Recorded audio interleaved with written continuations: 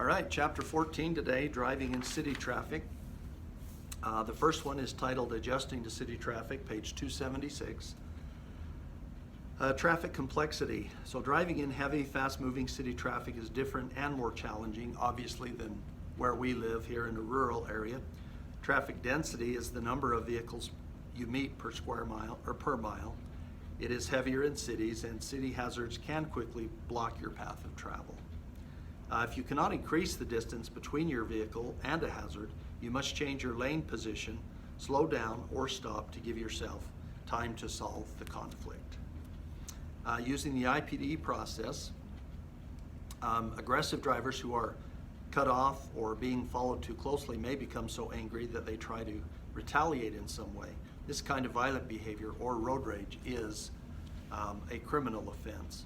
So remember that process that we've talked about. In any situation, identify what might be a problem, predict what could happen, decide what you're going to do, and then go ahead and execute that plan. Okay, number 2, following and meeting traffic. Remember that 3-second following distance provides a safe distance from vehicle ahead in most normal driving situations. If you look down at the bottom, there's that chart. The red car is you, the blue car is the car ahead, and when it passes a shadow or some distinct mark, then you can count the time in between it passes from when you reach that same point. So you just watch it pass, and then you count 1001, 1002, 1003 if you need it. Again, Utah law is 2 seconds, and 2 seconds is really pretty good. If you're out on the road and you count 2 seconds, then that's pretty good. 3 obviously would be better, but if you're driving along and you count 1001 and then you pass that same point, then definitely you are way too close. Okay, so obviously stay alert for all those situations. Tailgaters is another problem. You are in a high-risk situation when someone tailgates or follows you too closely. So what can you do to manage tailgaters? Increase your following distance. You can move slightly to the right. Signal early for turns, stops, and lane changes so that person behind can tell what you're going to be doing. In extreme situations, change lanes or pull out of traffic to avoid the tailgater. And hopefully that would allow them to go on by. If they pull over with you, make sure your doors are locked and call 911. Okay, meeting traffic. Avoid conflicts. If a vehicle comes toward you, take these actions to avoid a collision. Slow until the other driver can return to the normal lane.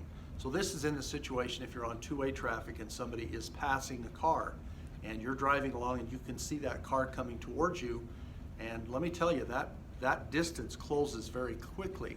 So if you're on a road that the speed is 65 miles an hour, okay, you're both going 65 miles an hour.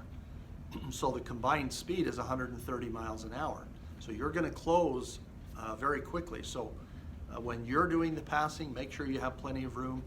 If you see somebody that they shouldn't have been passing, then you could slow down and allow them. That would allow them more room to get in. You could also move to the right, turn on or flash your headlights, blow your horn. And then if that right front zone is open, you could pull over. Okay, number 3, this is managing space in city traffic. It suggests that you look 1 block ahead to see if there's any problems as you approach that intersection. Approaching traffic signals. Again, look at the situation with traffic, look at the lights, manage your time. If you think you need to stop if the light turns yellow. If you're traveling at a higher speed, the light should stay yellow longer. So again, you think, oh, I can't get stopped in that amount of time, go on through, and it should probably still be yellow. But if you have the time to stop, then do that. Okay, down at the bottom, let's talk about these pictures. Notice the picture on the left. It says the truck creates a line of sight restriction ahead because you are tailgating. That means you are too close to that truck. The one on the right, the view of the road is ahead is visible with 3 or more seconds of following distance. So you can see the difference. If you're up close to a vehicle, it's hard for you to see what's happening. Whereas if you're farther back, it opens up more of the road for you to see. Also, I want to point out on that semi-trailer, notice that red and white bar across the bottom. That is to keep you from going underneath that trailer if something happened. If you lost control and the truck was parked off to the side and you hit into the back of it, again, that is to keep you from going underneath that trailer. Because the trailer is, you know, if you're sitting in a regular car, the bottom of the trailer is about right here. So again, you can see why that would be a problem. Okay, the pictures on 282, we got busy downtown urban areas. So a lot of traffic, a lot of people, pedestrians walking, probably jaywalking going on, deliveries being made, lots of things there. So as you drive through those areas, you could cover your brake. That means take your foot off the accelerator and hold it over the brake pedal. You can use this technique whenever you sense a possible conflict. This could cut your reaction time avoid a collision. So you're ready, you know, off the gas, foot is over the brake. Don't touch the brake or push on it, because that would be riding the brake, and that could cause the brakes to heat up or whatever. But just hover your foot over the brake, then if you need to, it's right there and ready. Okay, so the risk of parked vehicles, cover your brake, look for drivers through the windows, be alert for parked vehicles, lightly tap your horn if needed, be ready to stop or swerve. Okay, adjusting speed, drive with the flow of traffic, stay within the speed limit, adjust speed and position ahead of time for vehicles. Adjust your speed and lane position as needed. Move to another lane if your front zone is closed, and once you start driving in a lane, try to maintain it. Overtaking and passing. So I always think of driving with semi-trucks, either you're being passed or you're passing a truck. Don't look at them. Be aware, obviously, that they're there, but try not to look at them. It has a tendency to, you know, draw you into it as you look at those vehicles. Special traffic lanes we've talked about. Again, HOV lanes.